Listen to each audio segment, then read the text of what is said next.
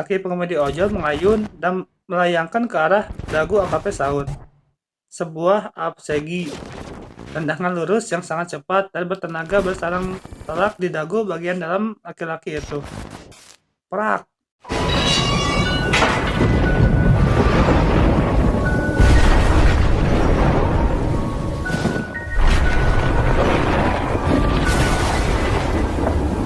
Assalamualaikum warahmatullahi wabarakatuh guys, ketemu lagi sama gua Yudi di channel Jadi Misteri. Oke, hari ini gua akan menceritakan sebuah kisah yang lumayan serem ya, yang lumayan creepy juga. Gua inget lagi buat kalian yang baru gabung dengan channel ini untuk mengklik subscribe, share, like, and comment ya. Dan jangan lupa untuk mengaktifkan lonceng di atas biar kalian dapat notifikasi update terbaru dari channel ini. Oke, tanpa berlama-lama lagi, kita langsung ke ceritanya. Motor berjalan pelan menuruni basement. Kiri jalan kanan menurun basement itu terlihat sudah ditumbuhi semak. Beberapa bagiannya juga terlihat lembab dan berlumut. Pertanda gedung itu memang sudah sangat lama tidak diurus. Sebagian ruangan basement menjadi terang ketika motor sampai di bawah dan berhenti sempurna. AKP Saud tertegun. Dia amati suasana sekitar. Tak ada yang aneh dengan basement itu. Hanya udaranya saja yang terasa sedikit lembab. Sejauh jangkauan sorot lampu sepeda motor, dia terlihat apa-apa. Basement itu benar-benar kosong. Sudah sampai, Pak, ujar pengemudi ojol tenang. Perlahan, AKP Saud turun dari jok motor. Dia berjalan ke depan dan berhenti persis di depan motor. Sekarang, posisinya berhadapan langsung dengan pengendara ojol. Dia buka helm dan mengembalikannya. Polisi itu merasa tidak ada yang aneh dengan pengemudi ojol. Indra keenamnya tak merasakan getaran yang memberi petunjuk bahwa perempuan itu adalah makhluk jadi-jadian. AKP Saud kecewa karena dia tidak menemukan misteri apapun dari menara ini. Cerita tentang kejadian-kejadian aneh yang selama ini berkembang di masyarakat sejauh ini tidak terbukti. Saat ini dia telah berada di basement Menara Saidah, tempat yang pasti ditakuti orang kebanyakan. Apalagi lewat tengah malam begini, pasti tidak ada seorang pun yang berani ke sini. Tapi toh tidak terjadi apa-apa pada dirinya. Dan juga tidak ada yang ganjil dengan menara ini, selain sudah tidak terurus saja. Namun, ada satu hal yang menutupi kekecewaannya itu. Sang pengemudi ojol perempuan pemberani ini. Sungguh luar biasa dia. Tak punya urat takut. Aku yang laki-laki dan seorang polisi saja sempat berdebar-debar tadi. Tapi perempuan ini terlihat santai saja. Luar biasa. Dalam hati, AKP Saud benar-benar kagum. Sementara pengemudi ojol terlihat masih duduk tenang di belakang kemudi. Mesin tidak dia matikan, helm pulpesnya pun tidak dia singkap. Luar biasa, salut saya sama Anda, Mbak. Ada perempuan pemberani. AKP Saud berkata-kata sambil merogoh handphone dari saku jaketnya. Meski tak keras, suaranya bergema berkelindan dengan halus suara motor, memecah keheningan basement kosong itu. Dia buka aplikasi ojol. Sesaat, kembali dia lihat foto pengemudi ojol perempuan itu di aplikasi. Tidak terlalu jelas karena ukuran foto yang terlalu kecil. Dia alihkan perhatian ke identitas pengemudi dan kembali tertegun membaca nama perempuan itu. Seruni. AKP Saud segera teringat cerita Baruna kemarin di rumah sakit. Ocehan anak itu tentang Seruni pun sepertinya tidak benar, cuma halusinasi, gumamnya. Kemudian, dia beri rating bintang 5 sebagai review atas jasa pelayanan si pengemudi. AKP Saud benar-benar terkesan dengan perempuan ini. Buka dong helmnya, Mbak. Boleh dong kita kenalan dulu. Polisi pemberani itu Pemberani itu menyodorkan uang pembayaran jasa ojol. Pengemudi ojol menerimanya, namun dia tetap diam. Helm pun tetap tidak dia singkap sama sekali. Gerak-geriknya seolah mewaspadai AKP Saud. Ayolah Mbak Seruni, buka helmnya. AKP Saud mengulurkan tangannya mengajak berjabat tangan. Pengemudi ojol tidak menyambut uluran tangan polisi itu. Ia malah buru-buru meraih stang motor, bermaksud segera pergi dari situ. Belum sempat dia menarik gas dan memutar arah kemudi, tangan AKP Saud telah lebih dahulu berkelebat meraih kunci kontak dan memutarnya ke posisi off. Mesin motor pun mati. Seketika basement menjadi gelap karena cahaya lampu motor yang sedari tadi menerangi mati. AKP Saud segera menghidupkan senter di HP-nya. Basement kembali terang, meski tak seterang lampu motor hidup tadi. Kenapa buru-buru, Mbak? Ayolah, buka dulu helmnya. Saya ingin berkenalan dengan Anda. Saya benar-benar kagum dengan keberanian Anda. Pengemudi ojol kaget karena mesin motornya tiba-tiba dimatikan. Buru-buru dia turun dari jok dan berdiri kira-kira 2 depa di hadapan AKP Saud. Posisinya membentuk kuda-kuda seperti ancang-ancang seorang taekwondo yang ingin bertarung. Dia terlihat waspada. Oh, kenapa Mbak? Santai aja. Ayolah, saya hanya ingin kenalan.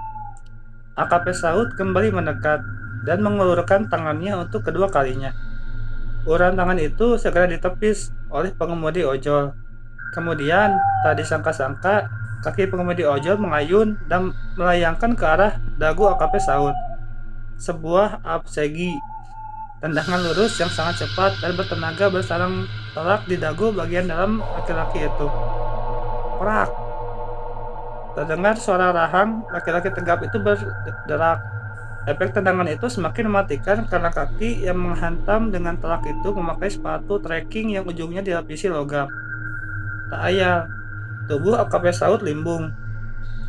Belum sempat menyadari apa yang terjadi, kembali sebuah dogi cegi melayang deras menyasar kepala. Tapak sepatu sekelas batu pun menghantam wajahnya. Tendangan melompat itu kontan, menyebabkan tubuh polisi itu berputar 180 derajat. Kemudian rubuh, tergeletak tak bergerak di lantai. Darah segar terlihat mengalir dari hidung dan mulutnya. AKP Saud sebenarnya seorang petarung tangguh. Dia peraih nilai terbaik untuk mata pelajaran bela diri ketika masih di sekolah Bintara Polri dulu. Dalam setiap sesi latihan tarung, tidak ada rekan sama siswa yang mampu mengalahkannya. Bahkan para instruktur sekalipun mampu dia kalahkan. Namun, itu semua jika dia dalam kondisi waspada dan siap bertarung. Kali ini tidak, dia sama sekali tidak berniat bertarung. Terpikirkan pun tidak. Otaknya sedang terpukau oleh keberanian pengendara ojol perempuan itu. Dia hanya ingin berkenalan. Sistem sarafnya tidak diperintah oleh otak untuk waspada, karena dia sama sekali tidak berpikiran akan diserang. Dia dalam kondisi sangat rileks. Yang berada di hadapannya hanya seorang perempuan, bukan penjahat yang bisa mengancam keselamatannya. Akibatnya fatal. 2 tendangan taekwondo dengan teknik tingkat master itu membuat tubuh AKP Saud menjadi sasaran empuk bak sansak latihan. Dia rubuh, tak sadarkan diri. Pengemudi ojol kembali ke posisi semula, berdiri dengan posisi kuda-kuda siap kembali menyerang. Namun, dia segera rileks setelah melihat tubuh pria yang baru saja dihajar itu sudah tidak bergerak sama sekali. Segera dia buka helm pupesnya dan menyangkutkannya ke kaca spion. Dia mendekat dan jongkok ke samping tubuh pria itu. Dia pegang berat nadi lehernya. Masih hidup, gumamnya. Dengan sigap, tangannya meraba-raba sekujur tubuh AKP Saud. Di bagian dekat tulang rusuk, tangannya berhenti karena merasakan ada benda keras di balik jaket. Dia ambil benda itu dan terkejut. Rupanya sebuah pistol tipe FN. Dia amati dan periksa dengan seksama. Setelah beberapa saat mencermati, dia letakkan pistol itu di lantai basement. Kemudian dengan tergesa-gesa dia gulingkan tubuh polisi naas itu hingga tertelungkup. Dia rogoh dompet dari saku belakang celana. Dia periksa dompet itu dan menarik sebuah kartu dari dalamnya. Dia sorot kartu itu dengan cahaya senter supaya bisa membaca tulisan-tulisan kecil yang tertera di atasnya. Tiba-tiba gelagatnya seolah panik. Kembali dia pegang nadi di bagian leher, seperti ingin memastikan bahwa tubuh itu masih bernyawa. Setelah itu, dia gulingkan kembali tubuh itu ke posisi terlentang. Dia periksa saku-saku jaket dan celana. Kali ini mencari HP, namun dia tidak menemukannya. Dia teringat pria itu memang memegang HP ketika terkena 2 tendangan tadi. Pasti HP itu terpental sebelum dia rubuh. Segera dia hidupkan mesin motor, kemudian menyorotkan lampunya ke seluruh penjuru. Ah, itu dia. Guamnya lega. HP itu tergeletak sekitar 5 meter dari posisi motor. Segera dia ambil, namun layar HP itu rupanya terkunci. Dia mencoba usap beberapa kombinasi kunci layar, tidak berhasil. Tak hilang akal. Dia raih tangan pria yang masih tak sadarkan diri itu. Dia tampilkan jempol tangan ke sensor fingerprint HP. Layar tetap tak bisa terbuka. Dia coba menempelkan jari telunjuknya juga tidak bisa. Dia beralih ke tangan kiri. Dia tampilkan jempol. Akhirnya terbuka. Dia utak-atik HP itu masuk ke aplikasi ojol, kemudian WA. Terlihat dia seperti buru-buru mengetik pesan. Wajahnya tampak gelisah. Selesai utak-atik, HP itu diletakkan di samping tubuh AKP Saud. Selanjutnya, dia pungut pistol MN dari lantai. Dia ambil sapu tangan dari saku jeansnya dan mengelap keseluruhan bagian pistol itu. Lalu mengembalikannya lagi ke balik jaket AKP Saud. Dompet juga demikian, dia lap dan kembalikan ke saku celana bagian belakang. Sebelum beranjak, dia berdiri, terdiam dan terlihat berpikir. Kemudian HP yang tadi diletakkan di samping tubuh masih terbujur kaku itu dia ambil kembali dan memasukkannya ke dalam tas kecil yang terselempang di tubuhnya yang semampai. Kemudian dia bergegas menaiki motor, memutar gas berbalik arah dan segera keluar dari basement. AKP Stanley baru saja kembali dari sholat subuh di masjid yang tak jauh dari rumahnya. Dia segera bersiap-siap untuk lari pagi. Begitu biasanya rutinitas setiap pagi. Selepas subuh jogging sekitar 30-45 menit, baru kemudian berangkat kerja. Sebelum memakai sepatu, dia ambil HP hendak mengecek pesan-pesan yang masuk semalam. Terlihat pesan paling atas berasal dari AKP Saud, rekan kerja yang juga sahabatnya sejak remaja. Dia buka pesan itu dan membaca isinya. Tolong aku sedang sekarat di basement Saidah. AKP Stanley terperanjat. Dia lihat jam masuknya pesan pukul 1.50 lewat tengah malam. Dia langsung berdiri dari duduknya. Wajahnya tampak tegang dan gundah. Dia telepon nomor HP itu, terdengar suara nomor yang Anda tuju sedang tidak aktif atau berada di luar jangkauan. Cobalah beberapa saat lagi. Untuk part selanjutnya hingga tamat, silahkan baca di KBM aplikasi. Oke, itulah ceritanya. Ditunggu part selanjutnya ya. Gimana tuh guys ceritanya? Lumayan serem kan? Lumayan creepy juga kan? Oke, gua ingetin lagi buat kalian yang baru gabung dengan channel ini untuk mengklik subscribe, share, like, dan komen ya, dan aktifkan lonceng di atas biar kalian dapat notifikasi update terbaru dari channel ini. Oke?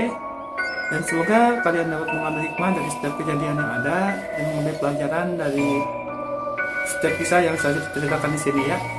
Ditunggu lagi kejadian-kejadian serem lainnya ya. Salam dari gua. Assalamualaikum warahmatullahi wabarakatuh.